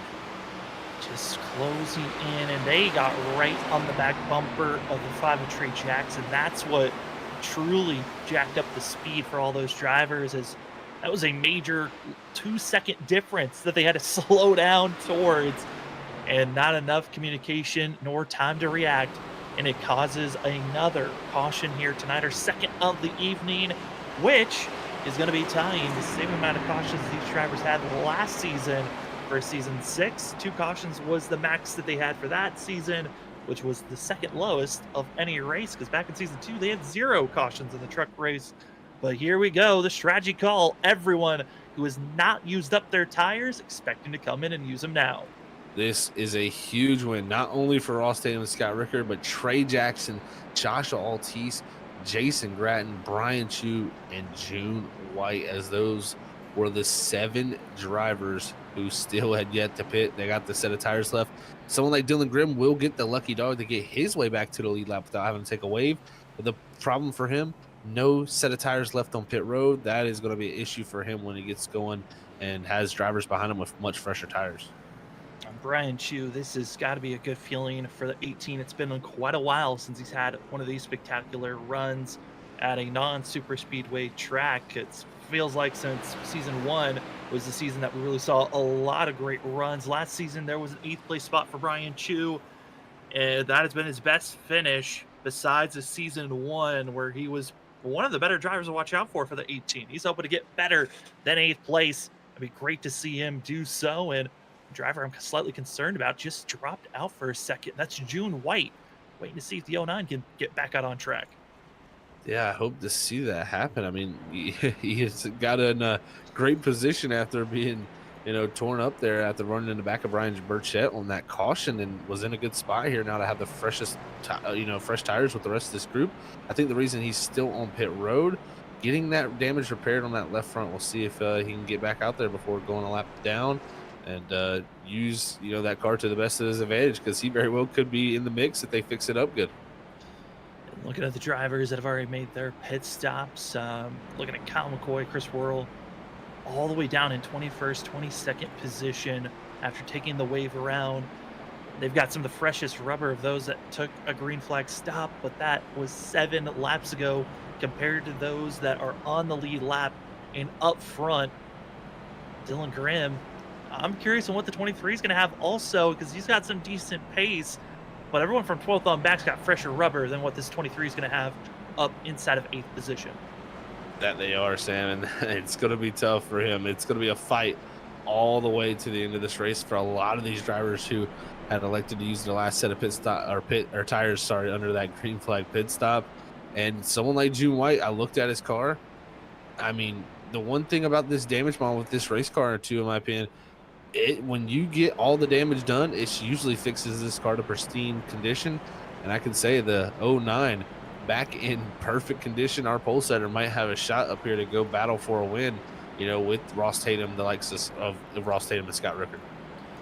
and Scott Rickard, Rostam, haven't seen them being willing to drive up front. They've been kind of mired in that 11th and 12th position for most of the night until we get to the end of runs, where they find themselves moving forward because everyone else has gone into pit road. Here tonight, they're going to have to figure out how to hold off Trey Jackson, Jason Grattan. I mean, Grattan and Jackson, both of them were deep in the field for the majority of this run. Now they've got a chance to be up here, adding the mix of Brian Chu, and Jason Grattan could be having the biggest mover of the day award because the 8 qualifying back in 29th position when he decided not to put down a qualifying time. And now the 8 machine could be getting a top 5 finish at the end of the day. It very well could. That would be amazing for him. And again, I think a lot of what this car is going to bring out is strategy, with especially, the length of these races, the amount of tire sets that are given to these drivers. It puts you in a box to where you have to kind of pick and choose. Do I want to get risky with my tire strategy, or do I want to be conservative? Right now tonight, conservative has won out, and I think a lot of drivers are going to be thinking about that strategy heading throughout the season. I mean, it's definitely going to be a thought process for a lot of them, and this is the best time to learn this is early in the season like this here at Las Vegas, when you don't really need it too much, unlike the playoffs. Top 8 drivers already grouped up, ready to get rolling. Rest of the field who did a wave around trying to catch up to the tail end of this group. The field about to get back underway, and it's going to be less than 20 laps to go here tonight. Ross Tatum, Scott Rickard give you the front two, ready to take us to the Sin City Shootout finale here at Las Vegas. Race number 2 about to be in the books, but who's going to get it done as we're back to Green Flag Racing, and Ross Tatum jumping early in the 21, already a car length ahead of Scott Rickard. Good start for him for sure, and able to get well out in front of that 05. But what will they have for the 21? We haven't seen them push too hard all night long. Will they have the speed in this car to hold back the rest of the field? Well, right now it looks like Trey Jackson trying to hold back Jason Grattan, who's trying to go for a top 3 spot. Joshua Altice even fighting back there with Brian Chu. Brian Chu trying to hold off June White. June White, pole sitter 09. Trying to find out last car with the freshest of rubber, trying to move forward and just grab a great finish. Trey Jackson can't hold off Jason Grattan for 3rd position. The 8 will move forward. Joshua Altis setting up for how he wants to get by the 5, as Trey's not looking confident on the outside lane, but Ross Tatum does up front, trying to pull away as the aggressiveness of 3rd position continues to ramp up. It really does. The 8's trying to get clear of that 5, but the 94, he's trying to put himself up in the picture. A little slide there off of 4, almost up in front of him. It looks like a little bit of a connection issue there for the 94, as hopefully can get back to himself there for that. Is they're so close on the entry, that 5 almost into the back bumper. And June White, if he can get past this group, he's got a shot still to go battle for a win. I mean, this grouping, they all know, hey, we might not have the pace to run for a win here tonight, but a 3rd place will feel like a win. And all 4 or 5 of these drivers that are in this shot gonna be the ones that are fighting Jason Grattan, Joshua Altis, setting up. Where do you want to place the 94? We know the outside lane can be quick to try to make a pass off the exit of the corner, but it's been the inside lane where drivers have set up most of the passes here tonight. 94 just not close enough to make the pass, but one driver is closing in. It's June White in 5th position. That he is around the 5 of Trey Jackson already, and around the 18 of Brian Chu. Next on his list will be that 94 and that 8 machine. Again, if he can get past those 2, I don't put it out of the possibility that we could see June White run up the Scott Rickard and Ross Tatum, as both of those guys have been shot out of a cannon. I mean, they've ran their fastest lap by far these last few times by, but not too many laps left in this race. We're soon gonna be at 10 to go. You got to get going if you're going to do anything. Setting up, figuring out where you want to go, and one driver that's just looking at his lips and hoping for someone to make a mistake. It's Dylan Grimm, just setting it in the background. That's the DoorDash 23 machine. Those watching the side-by-side racing of Brian Chu and others, hoping to see some of the front runners maybe make a mistake, make some contact. They haven't done anything just yet. Closest battle for those that are up front, though, is 3rd place. Joshua Altis has closed in just slightly for the positioning as he goes to the inside. This is the first opportunity for the 94 for 3rd position. That he is diving to the inside here for this 8 machine of Jason Grattan. Can the 94 clear off of 4? This is where it's tough, though. The outside line has the advantage of being able to get the run down the straightaway, while the inside has the shortest way around on the bottom. It's just hard to put the power down to the asphalt with the rear tires. Can the 94 get it done here through 1 and 2? The 8's way up the racetrack. This might be his opportunity. Trying to keep the momentum, and the run is massive as the 8 machine was hoping to maybe get a little bit more. June White was hoping to see some more speed as well out of that move on the outside lane, but Jason Grad doesn't have the run. Altis moves up, defends the position. June White now having the opportunity to get under the 8 machine, and almost contact between June White and as well Jason Grad. Grad has to move up high as the 09 takes the position for 4th place, and Altis has to protect. 4th position is looking to be the 09's, but the 3rd spot is not safe just yet. It is not safe at all. He's holding on to it for now, but June White, can he make the pass here off of 4 and get it done efficiently? Is the 8 sliding up the racetrack, but going to have a decent enough run to maybe keep it side by side? But I think the 09's going to clear here at the start-finish line. June White has 4th. Can he get up to Joshua Altis now? Where did Brian Chu come from? The 18 seen an opening now to go for a top 5 finish. First top 5 finish in a long time. Was able to get that of a top 5 finish at Daytona last season, but wanting to get the first mile and a half top 5 in what has been almost years for that of Brian Chu. Able to fall back. Altis loving the battling, able to get some spacing. It's now 3/10 between 3rd and 4th, and also it's 3/10 the difference. It's for 1st and 2nd. Scott Rickard starting to show that he wants to start making the pass forward with 7 laps to go. He's finding a little bit of pace, closing up to that 21, and he's getting the opportunity here. It's going to be 6 to go next time by. They don't have too many worries out the back in their mirror other than if we get a yellow. But I tell you what, the 05, he's got the pace right now, it looks like. And Ross Tatum, a slip up off of 4 there. This is going to let the 05 close in even more, and it's going to be on here with 6 laps to go. Under 3/10 is the gap for 1st and 2nd position. 6 laps to go, about to close in even more as they continue to inch closer and closer. We've seen, though, in the trends of the race, that lead driver, when they try to pull away initially, they can usually get caught after 15 laps into a run. Well, in 2 laps, that transition is about to switch, and the 05 could be in the catbird seat to go for a pass for the lead. But as that exit of turn 4 happened, Ross stayed on a much cleaner exit and was able to gap the difference once again. That last time by, he was a little bit quicker than that 05, so he was able to stabilize there for a moment. And the 05 a little loose off of 2, going to lose even more time down the back straightaway. Ross Tatum had his slip up. Now Scott Rickard having his, and that's what's going to come down to, is who can make the least amount of mistakes here coming down to the end of this race. A little loose off of 4 there for the 21, but it's able to pull enough of a gap here and once again be about 500s quicker, Sam. This is exactly what Ross Tatum needs to keep doing. And as these top 2 drivers trying to close in the gap, the battle for 3rd place is now side by side. June White has caught up to Joshua Altis and has made the pass. Brian Chu has made the pass for 5th.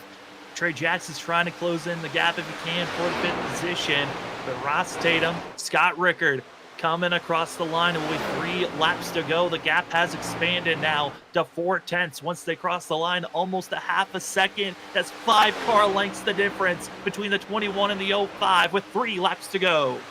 Just too much right now for Scott Rickard to close in. I think he's starting to struggle just a little bit in that mid portion. Had to push to catch up to the 21, and now losing the rear end multiple times off each corner. This 21, though, looking to get it done once again. And I mean, what a strategy call he's made here tonight to get himself in this position. And it seems like I think a lot of drivers are going to be taking note of a strategy such as this. Ross Tatum wanting to get another win under his belt to conquer another league on victories. And this 21 knows how to get wins done. He's gotten 4 so far in his career here in the Stars and Stripes series. Though all 4 of them were at various different tracks. He's won at short tracks. He's won at super speedways. He's won at the mile and a halves. And he's going to add another one if he can get it done as the driver is exiting at turn number 4. It's over a half a second. The gap has not shrunk. It's only expanded. It's your freaking fast white flag for Ross Tatum. One more time to go for Ross Tatum, and he's done an excellent job to call this race, to put himself in position to win it, and he's going to love every moment down the back straightaway to soak this whole victory in here on this victory lap. It's continued to grow even more of a gap. Ross Tatum, Scott Rickard, they had the strategies initially, but cautions decided to change things up. But off the exit of turn 4, the caution flags assisted, and the 21 is back into victory lane. What a job by him, Sam. I tell you what, Ross Tatum is going to be ecstatic with that to get a win like that there for the 21 team. Scott Rickard also on the same strategy there, and what a recovery by June White. But the biggest shout out I think we need to give that number 18 machine, Brian Chu, breaking into the top 5. That is a great story to see for him and something we can watch for the rest of the season, some moments like that. Absolutely. 2 races, 1 winner. It's been Ross Tatum from last week to this week as he gets a little bit too much of a tap from his friend of Joshua Altis. And Ross gets to burn it down once again. I mean, Zach, I know that this 21 has had disappointments in other leagues, but here this season, this has got to be a good feeling for Ross Tatum, especially knowing he's got to drive the same car at this track in a different league next week. That he does. He's taking what he's learning from this one to there. And I tell you what, any seat time, like I was saying earlier, in a car and a track combination, you can use to your advantage. And we'll definitely see him do that, and especially with the talent that this 21 possesses. Absolutely incredible night of racing here at the Stars and Stripes on Freaky Fast Broadcasting. As the 21 gets to burn it down, enjoy the show. We got the post race right after this. We talked to our top 3 in a spotlight driver. We'll be back after this.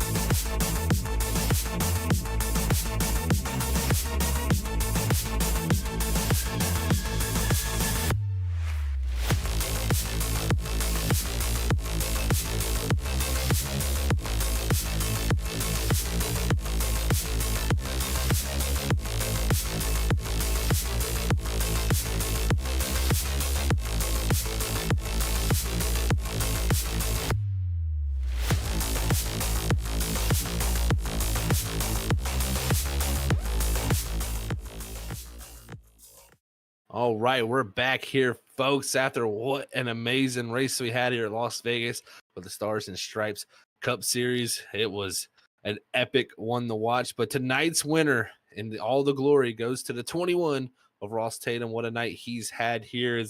I think he's going to be super ecstatic to see how tonight played out for him, especially back-to-back victories. That is a huge thing. So let's talk to Ross Tatum at their 2 victories to start out this season. Hey, Ross, it's Zach up in the booth. You got a copy? What's up, guys?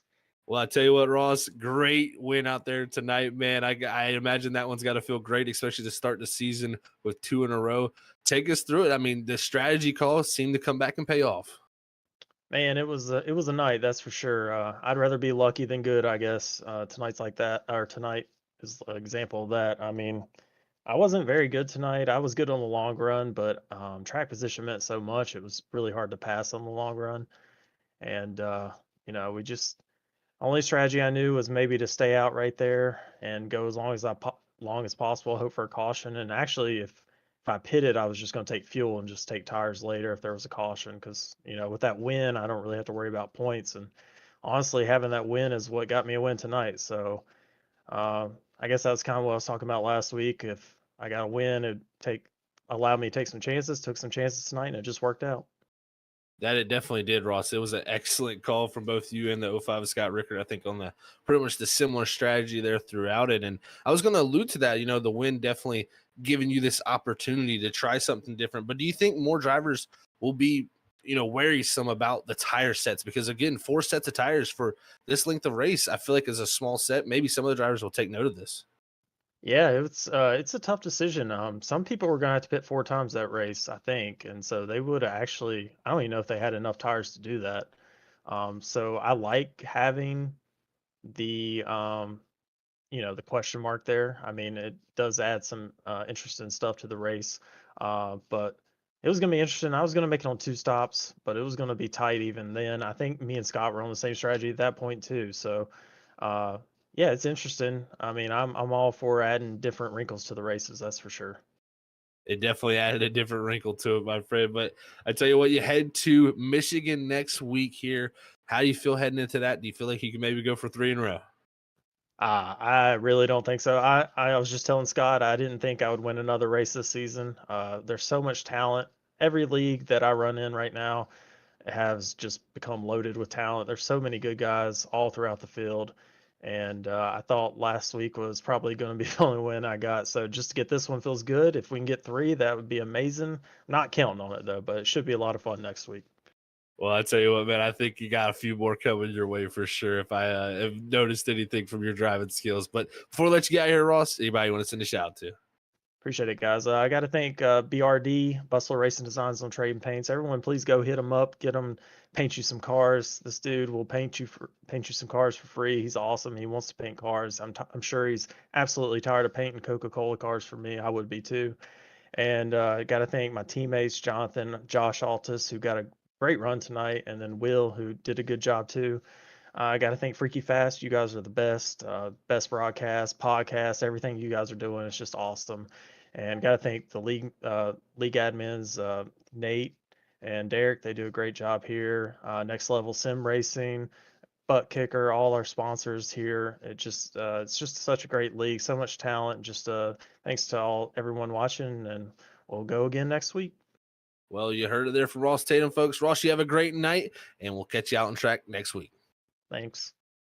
All right, that was the 21 there, your race winner, 2 weeks in a row for him. What a job done by him. And it shows you getting that victory, having that to fall back on is something you can bank on to help your races for the future. So we'll see if he is able to get back to victory lane during the season. I'm sure he will as he doubts that, but I'm sure we'll see that 21 once again back. But let's move on to our second place driver. And the driver that was on a similar strategy to that 21 of Ross Tatum is going to be the 05 of Scott Rickard. Let's hear from him. Hey, Scott, it's Zach up in the booth. You got a copy? Yes, I do. Well, Scott, you looks like you played the right strategy tonight, was taking it long for most of the runs here and stretching the fuel and the tires out compared to other drivers. What made you think to go with that strategy? Because it seems that's what got you and Ross in that perfect position. This track has a ton of grip. I joked in the practice that the way your throttle is in this car here tonight, it felt like I was driving a truck. I'm like, I'm just going to go very long, and it's going to be hard to pass otherwise, unless you got really good tires or you just stay out and be in front of them when the caution comes out. That it definitely was. We definitely seen that be a tough position to pass tonight. Take us through that, because it seemed like if a driver could stay on the outside and just keep the traction down, it was very tough to do. Yeah, I I love and hate this track because it's a fun track to drive, but it's just really always hard to pass the grip it seems to have everywhere. But it's just hard. It's just hard to make enough time up to be able to pass people on the bottom. That it really is. It definitely looked to be that way tonight, Scott. But heading through the first two races, you're second in points. How does it feel coming out of these first two to be second in points and next week heading to Michigan? It feels great. Just trying to get top fives like I can. I don't. Unfortunately, I don't have the road course season to help me with that part, but gonna do what I can otherwise. Well, Scott, I'm sure you'll be strong at all the ovals that we head to, man. And before we let you get out of here, as always, you got anybody to send a shout out to? Everybody on my team and my dog. And there you heard it, folks. That's Scott Ricker, your second place driver here tonight. Scott, you have a wonderful night, my friend. Thank you. All right, we'll move on from our second place driver there, Scott Ricker, on to third, and the driver that made a huge recovery from pole position to huge damage to now back to the third position, and that's going to be the 09 of June White, multiple time winner last season. Let's hear from him. Hey, June, it's Zach up in the booth. You got a copy? Hey, June, it's Zach up in the booth. You got a copy? I do have a copy. How's it going?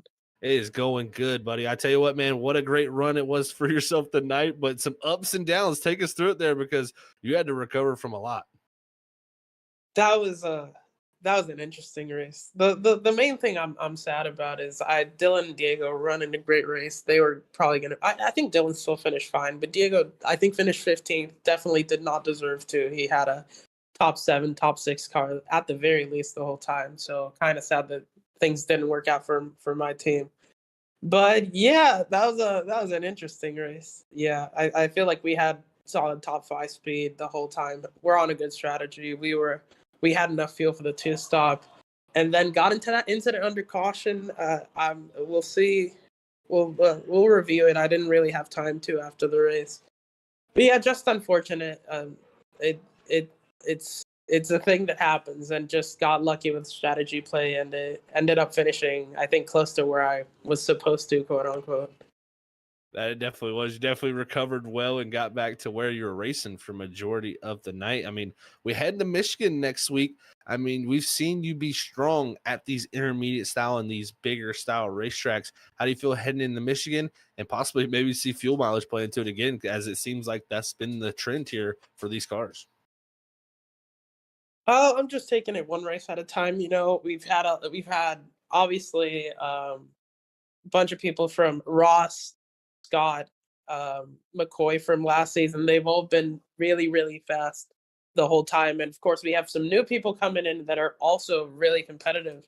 So I think it's all about taking it 1 week at a time, putting the appropriate practice in. And I think we have a shot at the win, but I think a lot of people do. So it's just about hopefully avoiding that kind of misstep next race and just being in contention the whole time. Well, I got to tell you, that's a wonderful mindset to have heading into Michigan next week. I think it'll be one that's very valuable to have, June. But before we let you get out of here and go get ready for next week, anybody you want to send a shout out to? Yeah, as always, the people I want to thank are my teammates first and foremost. Andrew, not really an official teammate this season, but an honorary teammate nonetheless. And obviously, Diego and Dylan, 2 seasons going, and now our new addition to the team, Ryan, very cool guy. Just is the main thing that we always have going in our voice chat is just friendliness, camaraderie, just a great group of guys to be with, to race with, and just lucky to have them. So again, sorry that they couldn't have that the strategy really didn't work out for them this time, but I know they'll get them back next race. I'm sure they will, June. Well, I'll tell you what, congrats on third here tonight. Great recovery, and we'll catch you at Michigan next week. Thank you. Take care. All right, everybody. That was your third place driver here tonight, June White in the 09 machine, multiple time winner from last season. But what a drive and recovery from him after having big damage from an incident under caution. But now we're going to move on to our spotlight driver, and what a job it was done. It is the 18 of Brian Chu. This is a huge moment for him, big time top 5, and a great place to start off his season here in this 18. Let's hear from Brian. Hey, Brian, it's Zach up in the booth. You got a copy? Zach, I'm here, buddy. How are you doing? I'm doing great, man. Well, I tell you what, congrats on the top 5 tonight. One heck of a run from yourself. Take us through it, because it looks like strategy is what helped get you there, but a great battle coming down the end to get into that top 5. Yeah, man, just in practice, on the longer runs, I'm usually better on the longer runs. So in the longer runs tonight, I couldn't figure it out. So once for the first strategy was to try to make it a 2-stop race. So on that first long green flag, I made it 45 laps. I'm thinking, okay, I can do this, 2 stops and maybe get a top 10 out of it. I didn't have any much higher hopes than that. So once the cautions came out, it just kind of changed things, and I was just kind of stuck back there in that 19th, 20th, right around that positions, and it's kind of frustrating. So at that point, I said, hey, I'm just going to stay out longer and hope for a late caution. If there's a late caution, I can utilize that last set of tires. And sometimes that works for you, sometimes it doesn't, but a little bit lucky tonight that it worked out for me this time. That it really But did. yeah, the short run, though, at the end, I was a little bit more confident on the short run. So I knew we had, 14 laps or something like that, and usually it's about 15 laps before our tires start going. So I'm like, well, I'm up here toward the top 5. Let's go for it and see what happens. And I knew those first couple guys were going to be tough to beat. But, yeah, proud to get a top 5. It was a good run. That it really was, Brian. It was an excellent job to have that extra set of tires and be in the right position at the right time there to battle for that top 5 spot. And with this great run, this pushes you all the way up to the 3rd position in points, 2 top 10s to start off the season after 9th at Daytona last week. How does it feel to start off your season, and how do you feel heading into Michigan even next week? Yeah, I mean, I'm a good restrictor plate racer, and Michigan is it's something like that. So I usually run well there. So I'm glad to get the luck tonight to help me push me up the points a little bit. And last season or 2, it's been a little rough, just in the wrong place at the wrong time with some wrecks. So it's nice to get a step forward this season. I love my couple of my new teammates for this season as well. So they have some encouraging stuff to say to me at times, and they help me out. So it's also good to have them. So I do want to say thanks to my boys over there at Moonshine Mafia, James Lowe, Chris Worrell, and then George Kovacic. So glad to have those guys on board this season. They definitely give me a little bit of a boost, and love those guys. And yeah, we'll see what we can do at Michigan next week and try to keep myself up there in the point standing. Well, Brian, I'm sure you're going to be right up there in the mix after your great start to the season. But before I let you get out of here, anybody else you want to send a shout out to? Yeah, I mean, just again to my boys at Moonshine Mafia. I just want to thank my mom and dad, because they've been a lot of support to me last year or so, going through some personal issues. So I'm just glad for family during some tough times. And if they're watching this, love you guys. And that's about it. Nate Lynch and Derek Offerman and everyone that helps run the league, and you guys up there in the booth, you guys do an excellent job. So appreciate that. Well, thank you for the kind words there, Brian. You have an excellent night, and we'll catch you out at Michigan next week. All right, fellas. Have a good night. All right, folks. That was our spotlight driver here tonight of Brian Chu. What a drive from him. A huge top 5 for him at the Las Vegas Motor Speedway. And I'm sure something that will carry a lot of momentum into this season for him with this Gen 4 Cup Series car. But as we close out our interviews and our post-race show is beginning to wind down, we're going to look at our unofficial results here and see where your favorite drivers finished out the night and get to head to Michigan with thoughts on their mind. As you can see it there, is Ross Tatum, back-to-back victories. Huge moment for him tonight to get 2 in a row to start off his season and have lots of opportunities headed into the next few weeks. Second's going to go to the 05 of Scott Rickard. Third is going to be the 09 of June White. Fourth is going to go to Joshua Altice. Fifth is going to be Brian Chu. Our biggest mover of the night back in 6th is Jason Gratton in the 29th starting position. What a jump from him there. 7th is going to go to Trey Jackson. 8th is going to be Dylan Grimm. 9th is going to go to James Lowe. And rounding out our freaky fast top 10 is the 30 of Joshua Robinson in that 10th position. As we scroll through the rest of the leaderboard, there's definitely drivers such as Kyle McCoy, Diego Valle, Chris Worrell, Kyle Bowling. I mean, just so many drivers back farther in this field that could be saying, what if it played out differently? But just due to the factor of how this race ended with the caution coming out and trapping a lot of guys a lap down with older tires. But what a race it was here tonight for Stars and Stripes. It was a pleasure to call up here. And again, thank you to the league here for everything they've done. It's been an excellent start to the season, these first 2 races. And I'm sure it's only going to build from here with these great fields and the great sizes of the field. Also, with all the drivers new showing up and getting to put on a show for us week in and week out. And also thank you again to ButtKicker Next Level Racing for sponsoring Stars and Stripes and making all this happen here with us at Freaky Fast Broadcasting. But I just want to also shout out our producer Robert Martin Jr. for the job he did here tonight up in the booth, helping guide us through the race. And also shout out to Sam Dyer. Unfortunately, he had to step away, not feeling the greatest after this race is over. So thank you to Sam and hope you feel better, buddy. But if you're looking for our next broadcast, make sure you tune in Monday night. We're going to be back with the ISRC race car. Oh, sorry, not race car graveyard no more. Now known as the Larry's Art Productions Truck Series, as they're going to be heading to Dover to tackle Miles the Monster. And also, it's back full time now here for Freaky Fast 4 times a week. Monday, Tuesday, Wednesday, Thursday. We got 4 days in a row of racing action. So if you're not subscribed yet or you haven't been known to us yet, make sure you hit that subscribe button and that notification bell so you can be notified each and every time we go live with all 4 amazing leagues that we have throughout the week. But again, thank you to everybody for tuning in. It's been a pleasure to call all the action tonight. As my name is Zach Hall. Again, thank you for tuning in. It will be back here on Monday night for ISRC. Don't miss a thing. But as I always say, stay freaky fast.